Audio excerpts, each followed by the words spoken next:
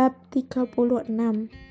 Isabel sama sekali tidak peduli dengan tatapan mata yang aneh dari Ravindra. Setelah selesai minum, ia langsung menutup mulutnya dengan berkata, "Aku hampir saja mati kesedak.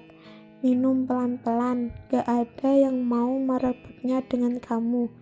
Tapi pokoknya kamu masih tetap harus minum 1 mangkok lagi."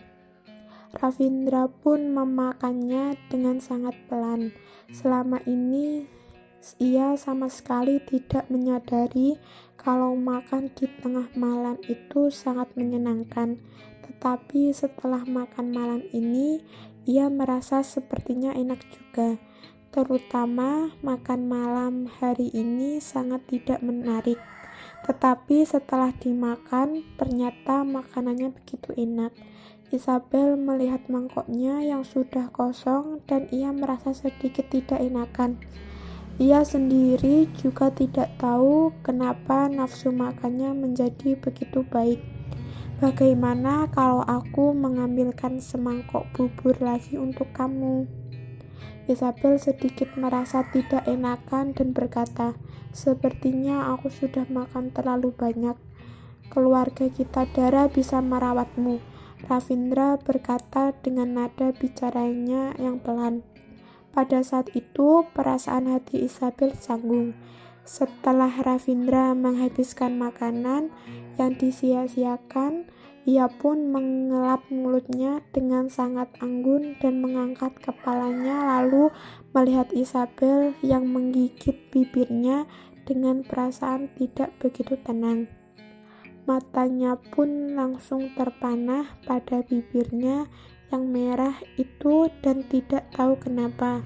Ia langsung terpikir dengan ciuman panas mereka tadi ketika di perjalanan pulang. Perasaan saat itu menciumnya itu tidak tahu kenapa bisa ia rasakan dengan begitu jelas. Ini adalah pengalaman pertama yang pernah ia rasakan selama hidup. Ini juga adalah pertama kali ia sadar kalau ciuman yang panas juga bisa membangunkannya raganya. Ravindra lalu melihat dengan tatapan sinis dan berkata, "Kamu masih belum membersihkan make up kamu." Isabel baru teringat sejak ia pulang tadi. Ia langsung mengganti pakaiannya dan memasak.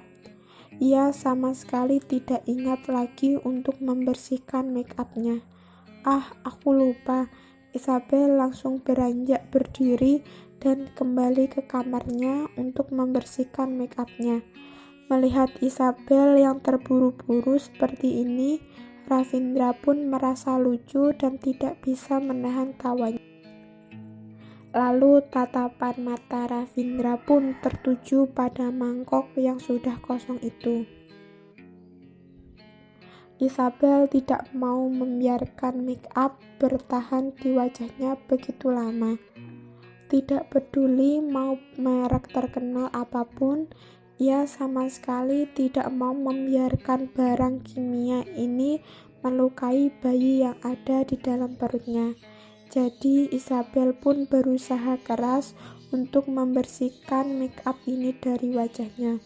Setelah selesai membersihkan make up-nya, ia pun sekalian mandi.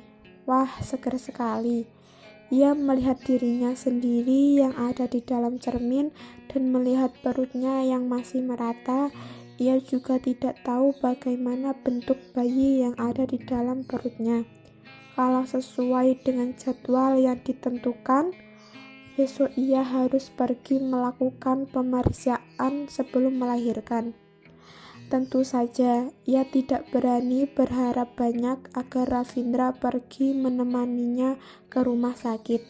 Lebih baik ia memesan agar supir mengantarnya ke rumah sakit besok.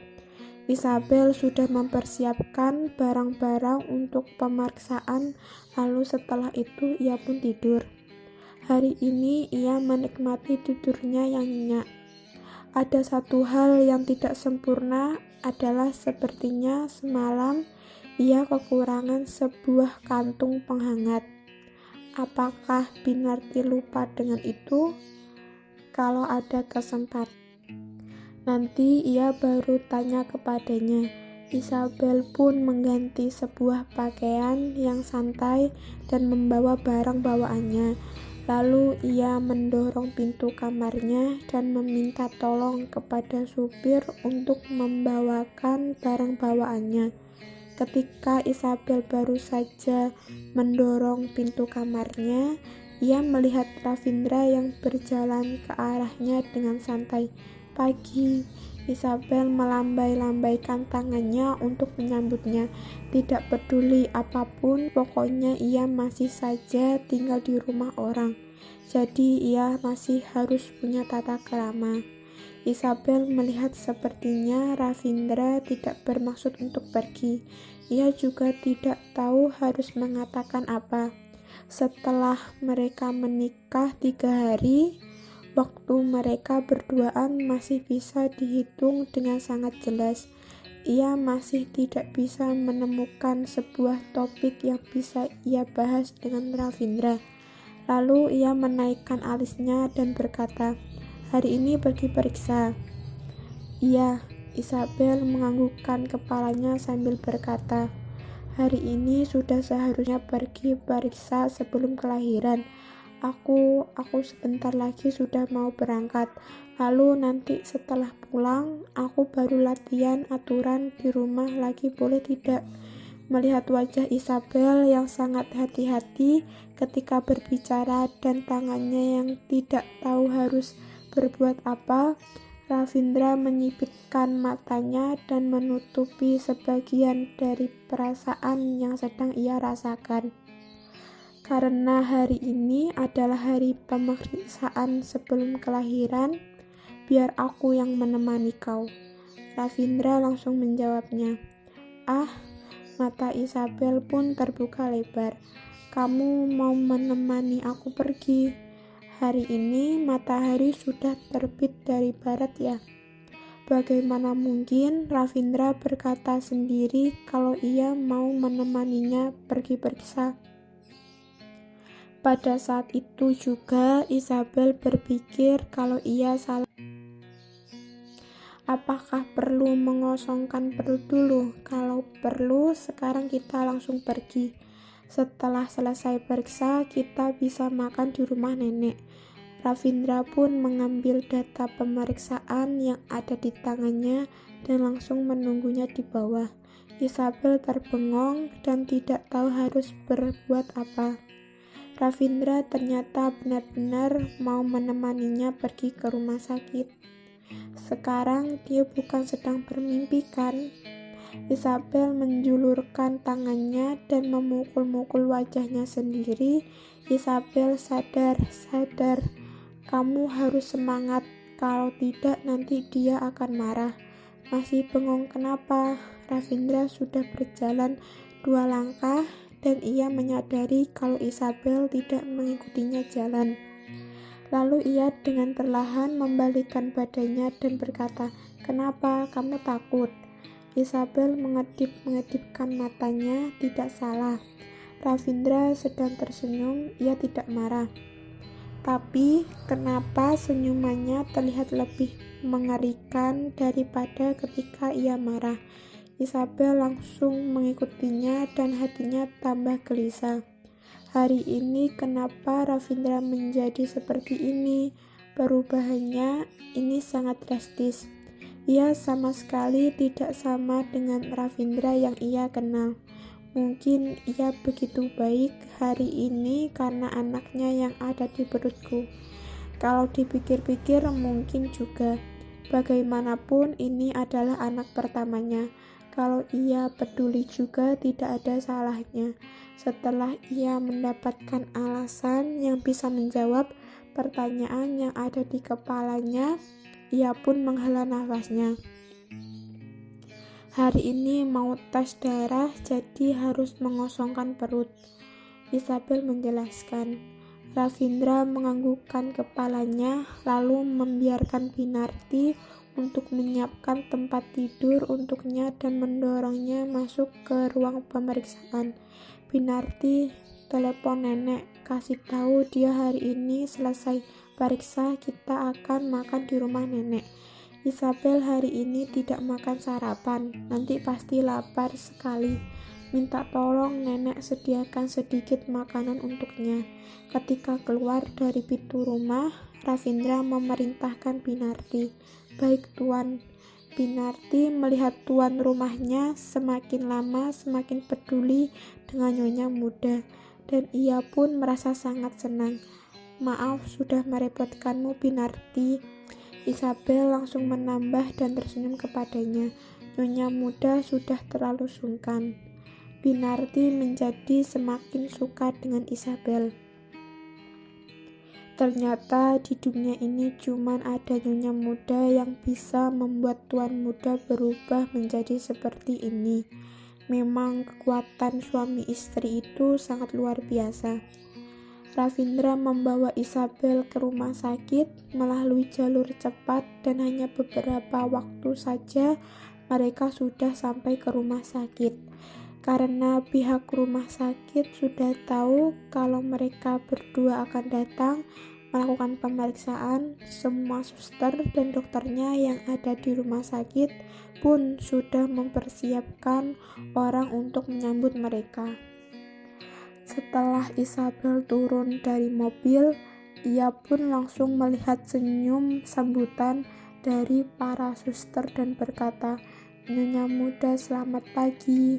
Walaupun Isabel sudah tinggal beberapa hari di rumah sakit, tetapi ia tetap saja merasa takut untuk melakukan pemeriksaan kali ini. "Selamat pagi tuan." Para suster itu pun memberikan sambutan kepada Ravindra. Ravindra pun menganggukkan kepalanya. Semuanya sudah disiapkan. Para suster itu menjawabnya dengan sangat hormat. "Tuan, mohon nyonya muda berjalan ke arah sini." Ravindra pun membawa Isabel ke arah yang ditunjukkan suster itu. Di belakang mereka pun diikuti oleh kerumunan orang. Ketika sudah sampai di ruang pemeriksaan, direktur rumah sakit dan dokter yang memeriksa pun menyambut mereka. "Tuan Nyonya, semuanya sudah disiapkan." Ravindra menganggukkan kepalanya dan berkata, "Mau periksa apa? Tolong segera periksa. Isabel masih belum makan dari pagi." Mendengar direktur yang begitu peduli dengan nyonya muda, direktur rumah sakit dan dokter lainnya pun segera mengecek darahnya dan melakukan pemeriksaan lainnya. Karena semua departemen yang ada di rumah sakit itu sedang memberikan perawatan kepada Isabel. Jadi tidak sampai 1 jam saja semua pemeriksaan itu sudah selesai. Walaupun Ravindra jelas-jelas tahu Isabel dan anaknya baik-baik saja, tetapi ia masih saja merasa sedikit gelisah. Tetapi selama ini ia tidak pernah menunjukkan perasaannya di depan banyak orang. Hanya saja ia menunggu dengan gelisah sendirian di samping. Ketika ia mendengar suara detak jantung anaknya, saat itu ia tidak bisa menutupi perasaannya lagi. Pemeriksaan yang dilakukan hanya memakan beberapa waktu saja. Setelah hasil pemeriksaan itu keluar, mereka langsung memberitahukan Ravindra. Melihat hasil pemeriksaan anaknya yang sangat sehat, Ravindra pun merasa tenang dan sangat puas. Tadi pagi cucu keluarga Kitadara menghubunginya. Hari ini ia akan datang makan ke sini. Jadi sejak tadi pagi keluarga besar Kitadara sudah sibuk mempersiapkannya.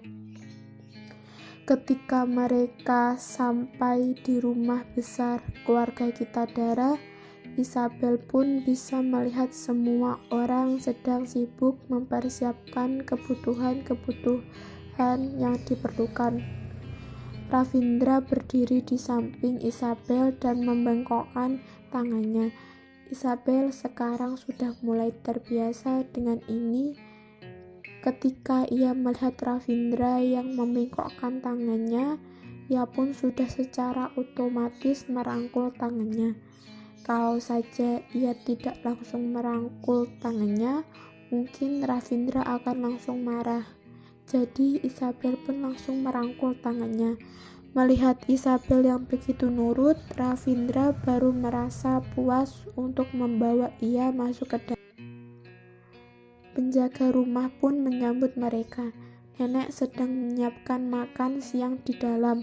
Nenek bilang karena Nyonya muda tidak makan sarapan, jadi waktu makan siang ia tidak bisa memakan makanan yang terlalu berminyak. Jadi ia menyiapkan makanan yang tidak begitu berminyak. Kalau saja Nyonya ada makanan yang ingin dimakan juga boleh mengajukannya. Tidak perlu, tidak begitu minyak saja sudah boleh. Walaupun Isabel sedang mengandung generasi keempat dari keluarga Kitadara, tetapi ia sama sekali tidak berani menunjukkan identitasnya di dalam keluarga Kitadara. Penjaga rumahnya pun pergi meninggalkan mereka. Dari kejauhan Isabel sudah melihat nenek keluarga Kitadara, lalu ia pun menyambutnya. "Nenek, kami sudah kembali." Nenek melihat dengan tatapan yang sangat puas. Walaupun mereka baru menikah beberapa hari, tetapi kelihatannya hubungan mereka sudah cukup baik. Dulu yang dipikirkan cucunya hanya saja kerja. Ia sangat jarang sekali pulang ke rumah dan makan. Sekarang setelah punya istri dan anak, ternyata ia berubah menjadi baik.